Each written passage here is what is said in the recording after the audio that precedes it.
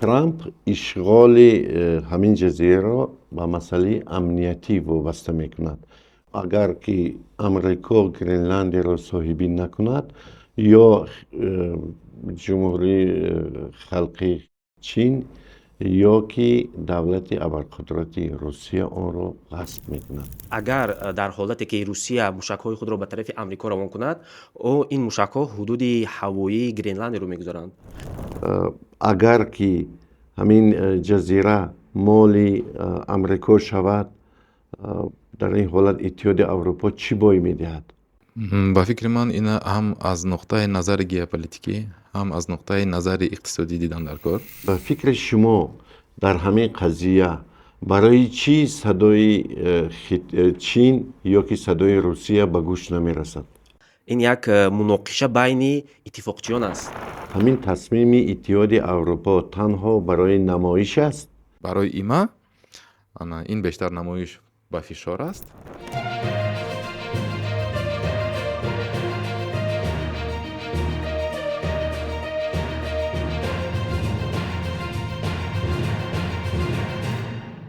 درود تماشابینان برنامه چرخ گردون. امروز مهمانان ما سیاستشناسان جوان و آینده‌دار تاجیک هستند، محمد شمس‌الدینوف و امید حکیموف. خوش آمدید. این بار ما میخواهیم درباره قضیه که تمام رسانه‌های جهان در این مورد حرف میزنند، درباره تقدیر جزیره گرینلندیا صحبت کنیم. اصلا امید جان، در گرینلند چی میگذرد به فکر شما؟ عموما آن چگونه جزیره است و چرا آن جزء دیگر دولت نیو محض از دانیا بوده است؟ гренландия бузургтарин ҷазираи ҷаҳон аст, ки беш аз 80% прияхо мепӯшонад.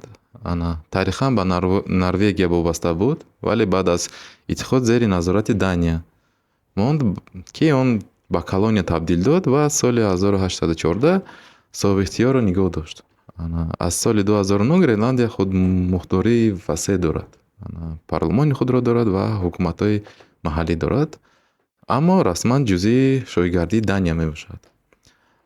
има ва дигар қудратҳо ба ҷазира таваҷҷӯҳ доранд, зеро мавқеи стратегии он дар Арктика ва захираҳояш муҳиманд. ама кӯшишҳои харидан ё ҳамроҳ шудан, масалан 1946 сол ё 2026 сол бо муқовимати Дания ва худи гренландиҳо рӯбарӯ мешавад. ҳамин тавр Гренландия қисми Дания боқӣ мемонад, на дигар қудрати бузург.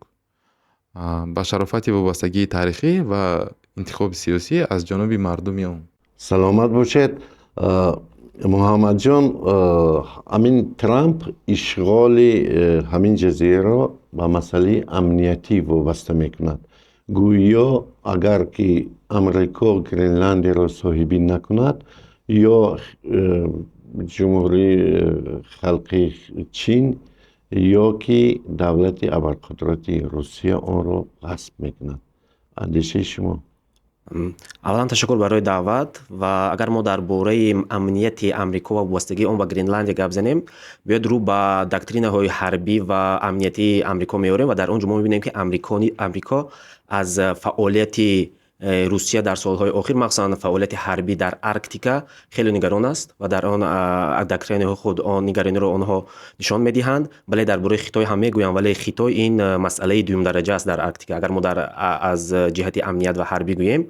و از این رو امریکایی خیلی نگران هستند و چیز دیگر این است که خود جایگیر شوی گرینلند، اگر ما از روی جغرافی به آن نگریم، آن در بین امریکای شمالی یعنی حوزه ناتو و بین حدودهای شمالی و ارکتیکی روسیه که در آنجا پایگاه‌های حربی روسیه جایگیر است و اگر در حالتی که روسیه موشک‌های خود را به طرف امریکا روان کند، او این موشک‌ها حدود هوایی گرینلند رو می‌گذارند.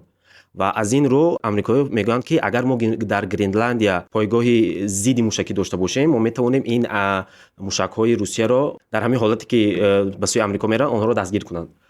ин дуюм сеюманд ки худи президенти амрико лоиҳаеро пешбарӣ мекунад ки лоиҳаи гумбази оҳанӣ ном дорад ва аллакай конгресс ба он 25 миллиард доллар ҷудо кардааст ва имрӯз худи амрикоиҳо ва махсусан президенти Трамп мегӯяд ки дар ҳамин шабакаҳои иҷтимоии худ менависад ки Гренландия ин нуқта ва элементи асосии ин лоиҳа мебошад ки ин лоиҳа худ равон карда шудааст ба мустаҳкам кардани амнияти Амрико аз мушакҳои баллистикии минтақавӣ. Яъне аз рӯҳи ин лоиҳа ҳам ба Гренландия ҷойгоҳи махсус дода мешавад аз тарафи амрикоиҳо. саломат бошед. умедҷон бори аввал аст ки иттиҳоди Аврупо алайҳи тасмими Амрико садо баланд мекунад. ба андешаи шумо агар ки ҳамин ҷазира моли Амрико шавад, дар ин ҳолат иттиҳоди Аврупо чӣ бой медиҳад? ба фикри ман ина ҳам аз нуқтаи назари геополитикӣ, ҳам аз нуқтаи назари иқтисодӣ дидан дар кор. аз нуқтаи назари геополитикӣ има назорати худро барои баҳрии шимолӣ ва чӣ хел ки Муҳаммад гуфтанд ва заҳираҳои Арктика қавитар мекард. ин нуфузи Аврупоро дар Арктика заиф намуда, нақши онро дар амнияти ҷаҳонӣ коҳиш медод. агар аз нуқтаи назари иқтисодӣ гирем, металлҳои нодир ва дигар захираҳое ки Гренландия дорад зери назороти има мегузашт.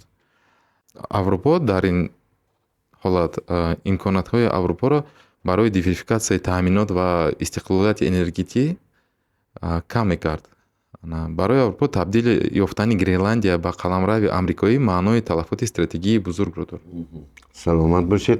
муҳаммадҷон, амин ба фикри шумо дар ҳамин қазия барои чӣ садои Чин ё ки садои Русия ба гӯш намерасад? инҷо ман фикр мекунам ду нуқтаи муҳимро метавонем қайд кунем. Аввалан ки ин таҳримҳо, яъне амрико имрӯз ҳар кишваре ки зиддият ба сиёсати имрӯзаи администратсияи амрико зиддият нишон медиҳад, амрико таҳдид мекунад, таҳдидҳои қавӣ ва чӣ тавре ки мо дидем ба қарибӣ нисбат ба Франсия таҳдид кард ки мо таҳримҳои 200% ба шумо ворид мекунем ба борҳои Фаронса. ин аввал ва фикр намекунам ки Русия ва Хитой барои ин масъала шуда худро зери таҳрим мемонанд. ва дуюми масъалаи худи бояд ба як чиз аҳамият диҳем ки ин масъала ин як муноқиша байни иттифоқчиён аст, иттифоқчиёни НАТО, яъне Дания, Иттиҳоди Аврупо, Амрико, ин иттифоқчиёни НАТО ҳастанд. муноқиша дар байни ин иттифоқчиён бар наъфи Русия ва Хитой аст ва онҳо кӯшиш мекунанд ки ба ин муноқиша қӯш нашаванд, барои ин ки ҳамин муноқиша худ танҳо муноқишаи байни иттифоқчиён шавад ва муносибатҳо байни давлатҳои НАТО бадтар шаванд. саломат бошед. ба андешаи шумо ҳамин бигзор паёмади ин ҳодиса чӣ мешавад? забт шудан ё ки ишғол шудани ҳамин ҷазира метавонад оғози дигар муноқишаҳо шавад ё ки ҳалли дигар муноқишаҳо дар дунё шавад? аз ҷумла масалан Чин метавонад мушкилашро бо ҷазираи Тайван ҳал кунад? бале, мешавад. барои ин ки биёд як чизро инҷо як чизи ҷолибро қайд мекунем. ҳамин гуфтаҳое ки ба қарибӣ Соловьёв ва Дугин гуфтанд, онҳо инро дар ҳамин чӣ хел гӯям, дар ҳамин чаҳорчӯбаи сиёсати Амрико ки баъд аз рабурда шудани президенти Венесуэла ва баъд аз даъво ба Гренландия гуфта шудааст ва Соловьёв худаш гуфта буд ки мо туф кардем ба ҳуқуқ байналмилалӣ, барои ин ки Амрико ба он туф карданд. хуб ва Дугин ҳам гуфт ки давлатҳои Осиёи Марказӣ наметавонанд истиқлолияти худро дошта бошанд, барои он ки Амрико худро ин тавр чиз мекунад. ва аз ин нигоҳ ҳамин гуна сиёсат метавонад ба кишварҳои чун Чин, Русия дасткушо бошад. яъне барои Чин, агар мо дар бораи Чин гап занем ва Тайван гап занем, барои Чин дунёе ки дар он Амрико ҳамин хел худро рафтор мекунад комфортӣ аст. яъне метавонад дасти Хитойро бале роҳат бошад ва метавонад дасти Хитойро нисбат ба Тайван кушояд. яъне бале ин метавонад ба муноқишаҳои дигар дар қурраи замин биёрад. бубинед ки дар тӯли таърих аслан Амрико бори чандум аст ки ба ҳамин ҷазира чашм ало мекунад ва ба андешаи шумо чаро маҳз ба ҳамин ҷазира ва оё ҳамин ҷазира با арктика ягон вобастагӣ дорад ё не? бале бубинед ки имрӯз Гренландия боз ҳам муҳимтар мешавад, ҳам барои амрико ва ҳам дар умум гӯем барои ҷаҳон муҳимтар мешавад. Барои чӣ? Барои ин ки бо иваз шудани иқлим дар дунё яхҳои Арктика об мешаванд ва Арктика ки худ бой аз кандаиниҳо ҳаст, дастрас кардан ба ин канданиҳо осонтар мешавад ва аз ин нигоҳ мусобиқат дар ин ҳавза аз тарафи бозингарони калон, махсусан Русия, Хитой ва Амрико шадид меёбад. Ин аввал. Дуюм ки ҳамин обшавии пиряхҳо ба вуҷуд овардани роҳҳои нави баҳрӣ оварда мерасонад, яъне роҳҳои наве ки метавонад алтернатива ба роҳҳои суннатӣ мисли канали Суэд ва канали Панама шавад ва дар ин ҳолат Гренландия нуқтаи муҳим хоҳад шуд. Ва як чиз дигарро мо дар бораи амният бояд қайд кунем ки агар мо дар бораи Хитой гап занем, Хитой тақрибан 10 сол пеш мехост Гренландияро ба сиёсати арктикии худ ҷалб кунад ва тайёр буд ки якчанд лоиҳаҳо ва инвеститсияҳоро дар ин ҷо равона кунад, вале аз тарафи Амрико ин лоиҳаҳо қарах шуданд, азбаски Амрико нигарон аз он буд ки ин лоиҳаҳо метавонанд на танҳо лоиҳаҳои иқтисодӣ бошанд, вале лоиҳаҳои ҳарбӣ ҳам дар ҳолате метавонанд аз нигоҳи ҳарбӣ ҳам инро истифода бошад, яъне ҳадафи дугона дошта бошанд ин лоиҳаҳо. Аз ин ро Амрико аз ин фаъолияти Хитой ҳам чиз дошт, нигаронӣ дошт. Ва сеюм, худи Гренландия бой аз канданиҳо аст. Яъне бибинед ки яхҳои Гренландия дар ҳолати обшави худ тақрибан 20% оби нӯшокии ҷаҳонро ташкил медиҳад ва дар дунёи имрӯза ки танқисӣ оид ба оби нӯшокӣ ҳаст, Гренландия метавонад боз ҳам ҷои муҳим пайдо кунад. Ва дигаре ин бойгарӣ аз нафт, бойгарӣ аз уран ки Аврупо аз уран хеле вобастагӣ дорад ва солҳои охир канданиҳои муҳими стратегӣ барои иқтисоди баланд хело муҳим шуда истодаанд ва аз ин рӯ Гренландия ҳам аз ин канданиҳо бой аст. Яъне Гренландия ҳам аз нигоҳи арктикӣ ва ҳам аз нигоҳи худи ҳамин ҷазира дар иқтисоди оянда ва ҷойгаҳаш дар оянда дар ҷаҳон метавонад хеле баланд шавад. саломат бошед. умеди азиз, бубинед ки Трамп алайҳи 8 кишвари аврупоие ки барои ҳимоя аз Дания ё Гренландия садо баланд карданд, борчҳои ҳангуфт ҷорӣ карданист. ба фикри шумо ҳамин тасмими Иттиҳоди Аврупо танҳо барои намоиш аст,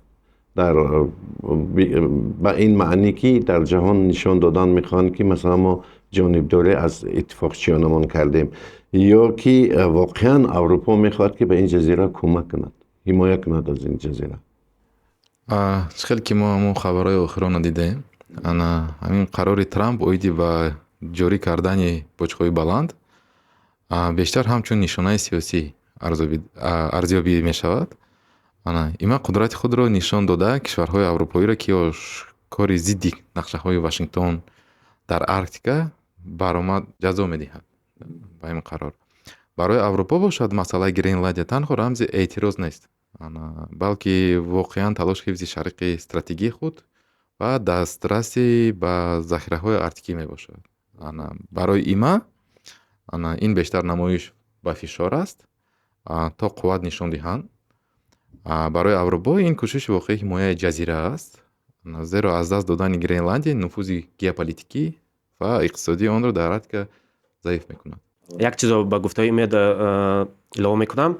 Бибинед ки Аврупо ҳақиқатан дар солҳои охир мехоҳад як автономия нисбат ба Амрико ба даст орад, махсусан дар соҳаи амният ва ҷанги Украин нишон дод ки амнияти Аврупо, яъне Амрико на ҳама вақт метавонад ба Аврупо дар соҳаи амният кӯмаки даркориро диҳад ва аз ин рӯ Аврупо дар солҳои охир мехоҳад автономияи худро қавитар кунад ва худи Франсия мисол аз солҳои 2017-18 консепсия дорад, як консепсияи автономияи стратегӣ аз Амрико ки аз рӯи ин консепсия Аврупо метавонад ба як минтақаи автономӣ ва яке аз қудратҳои ҷаҳонӣ табдил ёбад. Ва ман фикр мекунам ки ин муноқиша ин на танҳо як чизе ки намоишкорона аст, ин як раванд аст. муҳаммадҷон, ҳамин ба андешаи шумо қазияи ҳамин ҷазира ба сиёсати ҷаҳонӣ таъсир мекунад ё не? Анак бибинем ки این همین قضیه یک چیزی خوب رو، یک چیزی خیلی مهمی رو به ما جلو داد.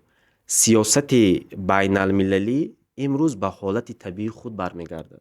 خب یعنی ببینید که امروز بسیاری ها حیران هستند که چطور یک کشور به یک کشور دیگر هجوم میکند، چطور یک کشور دعوا به حدود دیگر کشور میکند یا پرزیدنت یک کشور دیگر رو بوده میشود. و من فکر میکنم این جای حیرانی نیست. این برای آن که همین پدیده مناسبت های بین المللی قانون های اساسی و عامل های اساسی خود رو دارد. این عامل های قدرت، زوروری، منفیت و ایگوسنتریسم باشد و در طول تاریخ اگر ما نگاه کنیم مناسبت های بین المللی اساس هایشان همین چیزها بودند. خب یعنی این حالت طبیعی است برای مناسبت های بین المللی و امروزه روندهایی که ما در مناسبت های بین المللی می‌بینیم این حالت طبیعی است. و اگر ما درباره همون حقوق بین المللی هم گپ بزنیم، حقوق بین المللی تنها در اساس همین عامل ها کار کرده میتواند. و یعنی چطور وقتی که همین بازیگرای اساسی در همین صحنه بین المللی بین خود یک توازن قدرتی دارند، بین خود یک شرطنامه اوید به تقسیم دنیا دارند و همین منطقه های زیر تاثیر یکدیگر رو اعتراض میکنند و در همین حالت حقوق بین المللی کار میکنند. خب ولی اگر همین نظام پراکنده شود، خیلی که بعد از پاش خوردن اتحادیه شوروی نظامی بعد از جنگ دوم جهانی پراکنده شد، حقوق بین المللی کار نمیکند برای که عامل های اساسی مناسبت های بین المللی را بینابر نگرفته است. یعنی قدرت، توازن قدرت ها و یک شرطنامه بین بازیگرای اساسی. یعنی در آخر گفتنی هستم که امروز مناسبت های بین المللی به حالت طبیعی خود برمیگردند و این جای حیران هم نیست و هیجان هم نیست. سلامت باشید. امید عزیز، همین امریکا در جزیره گرینلندیا پایگاهی نظامی داشت، بیشتر هم داشت. پس چرا با این پایگاه قناعت نمیکند؟ اینجا یک چند سبب ما میبینم. یکم سببش محدودیت استراتژی است. بعض حضور نظامی میدهد اما نظارت پورا بر حدود و ذخیره‌های جزیره را تامین نمیکند.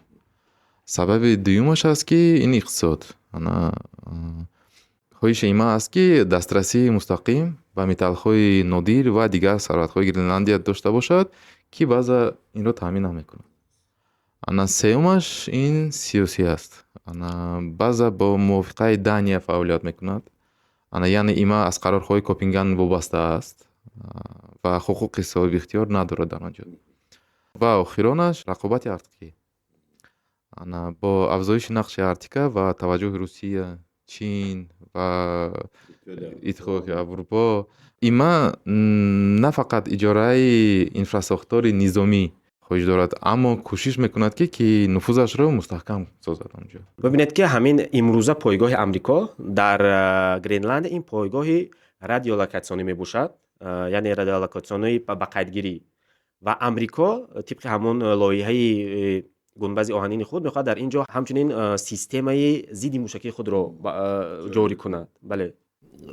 امید عزیز، همین ترامپ با راهبر ناتو واخورد، ملاقات کردن، با این تصمیم رسیدن که امریکا پایگاهش را بقوت‌تر کند و در لایحه اقتصادی که از جانب دانیا یا گرینلندیا پیشنهاد می شود شرکت کند. یک جای سرمایه میگذارند و در این حالت مثلا ترامپ به مستقلیت دانیا یا که این جزیره دخالت نمی کند. این تصمیم آخرین است یا نه؟ به فکر شما همین پیروزی امریکاست یا توقف امریکا؟ چقدر که ما میدانیم ایما قوه‌های مسلح بنیاد پرقوت‌تر دارد. اما حمله مستقیم با گرینلندیا به طور خودکار معنای جنگ با دانیا و بحران در ناتو را خواهد داشت.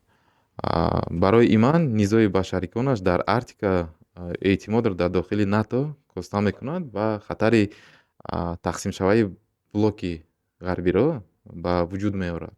جاری کردن تعرفه‌ها و کشورهای اروپایی واسطه فشار آوردن است، اما آن بحث‌های تجارتی را شدت میبخشد و میتواند به اقتصاد خود امریکا ضرر رساند. با فکر من همین چیز رو تحلیل کرده فهمیدن. این هم خبرهای آخرانه ما دیدم. سلامت باشید. یگان علاوه دارید شما؟ من فکر میکنم که شرطنامه‌ای که به آن رسیدن این شرطنامه خیلی خوب است برای همه جانب ها، برای که خود امریکا خود همین سیاست پرزیدنت ترامپ همین است که او به زوری از یک چیزی بلند میقپد و آهسته به یک چیزی پست آمده بله به مقصدش میرسد و فکر میکنم که همین شرطنامه چیزی که امریکا میخواست. ببینید که همین چیز نو پیدا نشده است، یعنی که این شرطنامه بین دانیا و امریکا هنوز سالهای 50 بود. فقط این شرطنامه را کمتر بازسازی کردن. ما هم با این امیدیم که همین قضیه به جنگ و جنجال و به مناقشه های زیاد و به ضبطکاری خاتمه یابد. در صحبت امروزه ما بودند محمد شمس‌الدینوف و امید حکیموف. خوش آمدید به برنامه چرخ گردان. تشکر. این بود برنامه نوبتی چرخ گردان وابسته به قضیه آخره که در سرخط رسانه های تمام دنیا جایگیر شده است، وابسته به تقدیر جزیره گرینلندیا.